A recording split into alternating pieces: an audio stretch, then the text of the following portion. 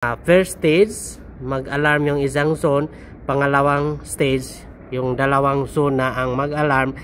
Hello mga ka-busy mind. So ngayon nag-install na naman tayo ng fire suppression device. So ito ay heat sensor.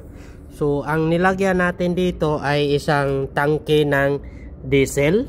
So supply itong diesel na ito sa planta, sa mga makina nila doon. So kailangan din na i-monitor natin sa fire. Kung sakaling may sunog na mangyari, mag-init ang tangke na ito, i-detect sa sensor na ito. So heat detector ito. So kung makikita natin dyan, yan, yung bawat tangke ay may tatlong heat sensor. Yan. Kapag nag-alarm na yung panel natin, so automatic yung mga sprinkler, yan, ay lalabas ang tubig niyan. Malakas ang tubig na ibubuga dito. So ito yung mga main line ng sprinkler. So bubuga ang tubig dito sa gilid. Yung sa taas naman, bubuga din tubig dito para maapula yung apoy. So yan ang fire safety na pinoprotektahan ang paglala ng sunog. So ganyan ang ginagawa natin. So ito ang wiring connection sa device na ito. Dahil ito ay last point ng ating device, nilagyan natin ng resistor na 6.8 key ohms. Yan. So ang tawag nito ay in-of-line resistor. Kasi kapag walang in-of-line resistor, ang panel natin ay mag-fault. So ang wiring dito, yung heat sensor, yan.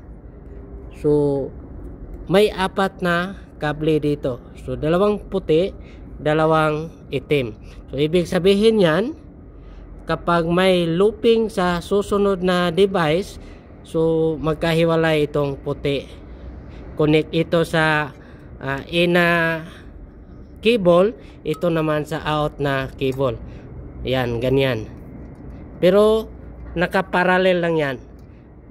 Ito, dahil last point ito, pagsamahin natin yung puti at saka itim, pagsamahin din natin yan.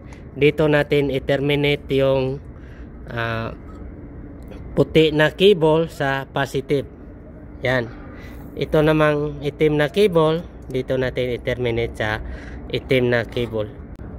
So ito na yung actual wiring connection. Yan. Nakaparallel yan yung puti na cable. Itong itim naman ay nakaparallel din.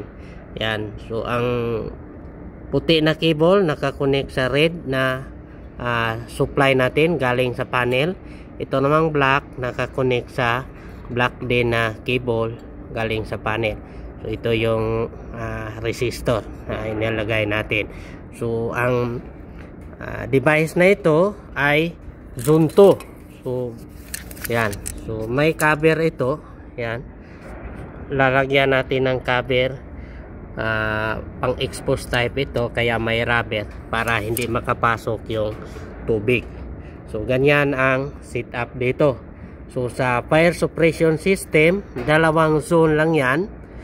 First stage, mag-alarm yung isang zone.